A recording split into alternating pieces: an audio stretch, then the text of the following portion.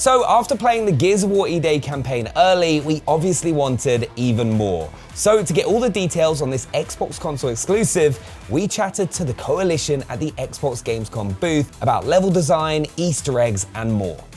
Gears of War fans have been eagerly anticipating Gears of War E-Day since it was announced in 2024. And here to chat a little bit about everything they've got going on at Gamescom this week, from the Coalition, please welcome Studio Creative Director Matt Searcy and Studio Art Director Arian Hambeck. Guys, welcome. Thanks for coming and joining us. Thank you.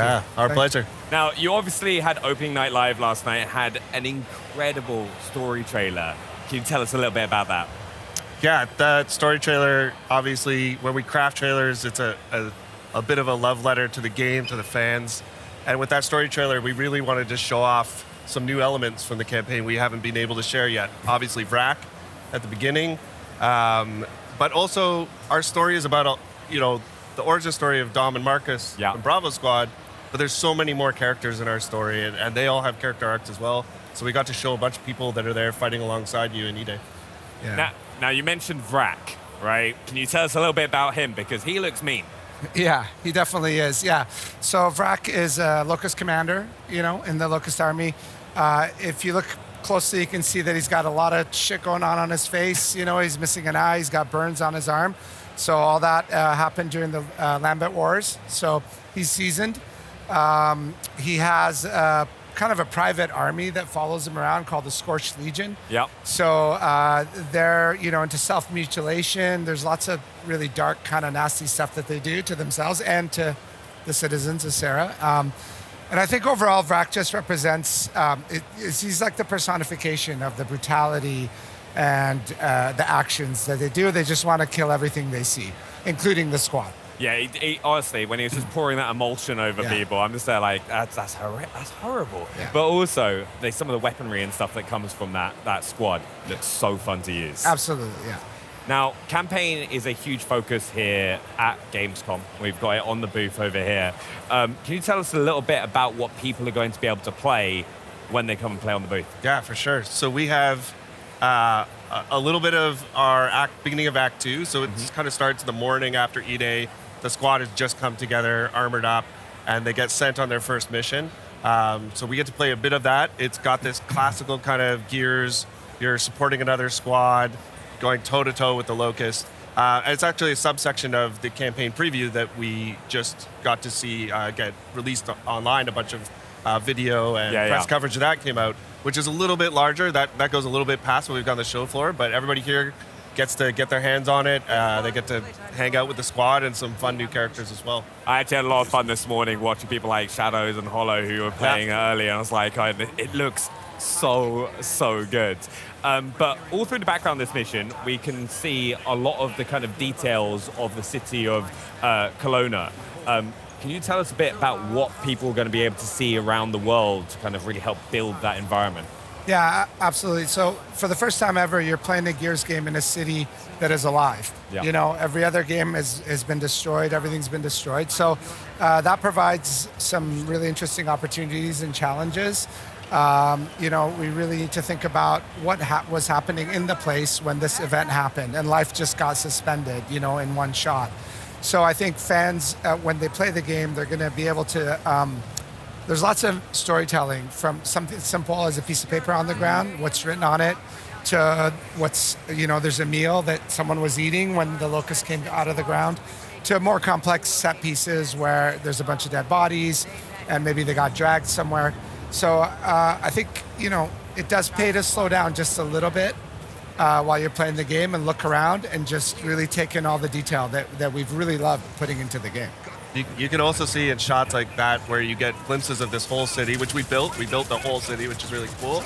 And there's this battle going on everywhere, right? So you see helicopters go by, you crisscross with other squads, which is what's happening in this mission. Just this kind of vibe that there's always a battle sort of raging across the city and you're just weaving your way through it. Yeah. I think also one of the things we do have to touch on, and you'll see this throughout the gameplay you're watching, it's like the destructible environment. It looks incredible. Yeah, for sure. Gears has always had destructible cover in it. We've taken it to a few different steps here. You see some larger buildings come down at different moments in the game. just to make you constantly realize that not only is the immediate area around you, having a battle in it, but the entire city, whether it's a block away, you can hear gunfire, you see a building come down, you see a little block of a street go down. It's all happening live as you play the game. Now, everything we're watching right now is single player, but Gears fans always want to know about co-op. Yeah. Can you tell us about that? Yeah, of course. So co-op is near and dear to our hearts. I think it's one of the unique things that Gears has sort of woven into every part of it. Our story is about squads overcoming overcoming the odds together. We've got modes like Horde Siege that are about multiple squads of 4 coming together. Of course, we've got PvP, which is 4v4. So campaign's got 4-player online co-op. Amazing. 2-player split screen on console. All 4 players in the squad are playable, all 4 characters. And I think it's one of those games that it plays great on its own, but it just sort of comes to life when you're there with a friend, your ride or die buddy, like Marcus and Dom. A lot of our mechanics sort of come to life a little bit more in terms of our enemies, obviously TB&O and a bunch of other stuff. It's a great experience. Yeah, you see it a few times, like if you get downs, like Dom coming to save you and stuff like that. Yeah, different kinds of it, right? We have the rusher enemy that'll pin you, and he'll be on top of you so your buddy can come and stab him in the neck, or if you're playing with someone real, they can shoot him from far away. There's all sorts of examples like that. Yeah, I'm so excited to hop on with the rest of the Xbox On team. Just all 4 of us kind of flying our way through. It's going to be a lot of fun.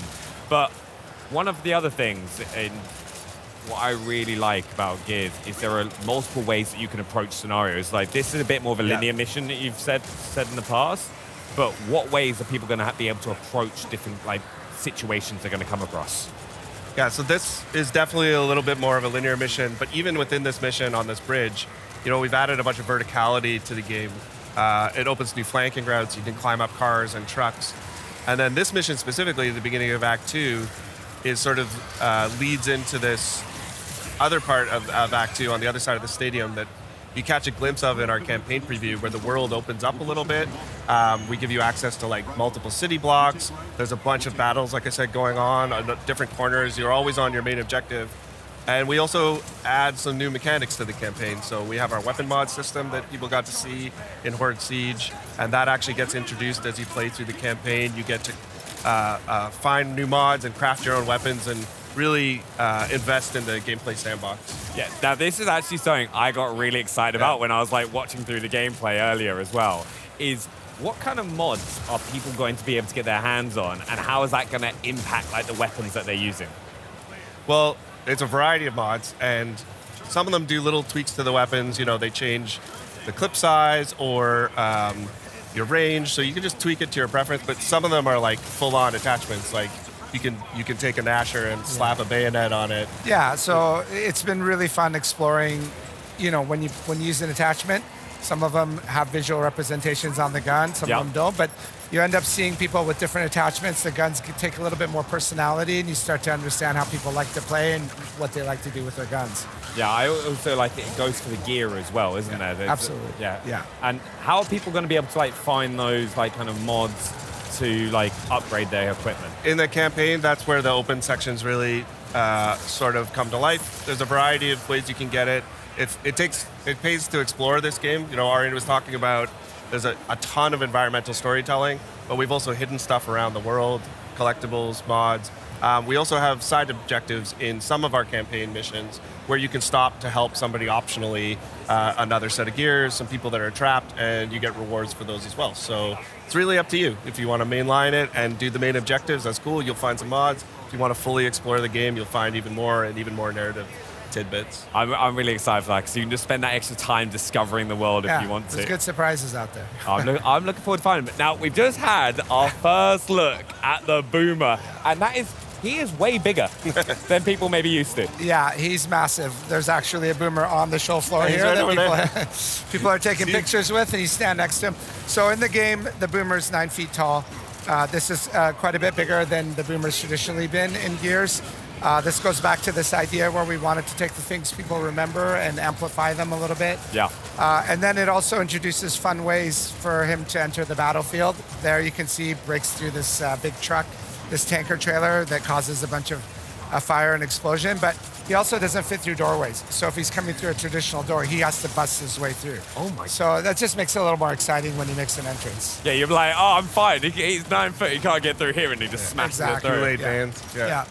No, I've got to say his weapon as well, because we all know the boom shot. Yeah. Right.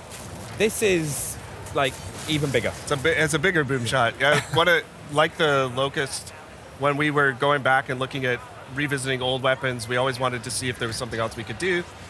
So, we've got like the prototype Lancer, we've got the heavy boom shot, means you're really committing to carrying a rocket launcher around instead of just something in your back. It's also opened up opportunities for us to add new weapons like the gut puncher, the cog grenade launcher. Yep. It's like a little more skill use than the boom shot. You could time where your grenades go. So everything kind of found a new place.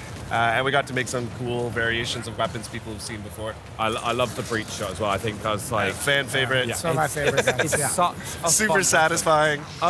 And the active reload just popping up on screen there. I just wanted to go through a couple things because there's two features, right? One, it's in a different place than some fans may know, but also bullets are appearing a little bit earlier. Yeah, we put the active reload down in the center screen. We found through our testing that, for a lot of people, some returning fans, especially new fans, they just use it way more. If you're an old fan and you like it up and where it was, and that's your muscle memory, 100%, there's a setting for that. But for some guns, we also have this per shell reload mechanic, like on the breach shot and Nasher.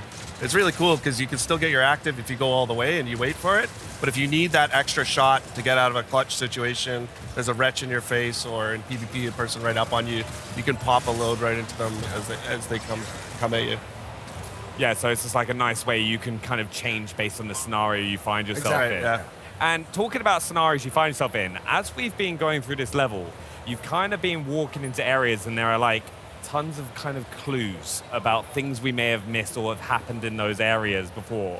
Can you tell us a little bit about that? Yeah, so one of the main things that we try to impart is the brutality of this day.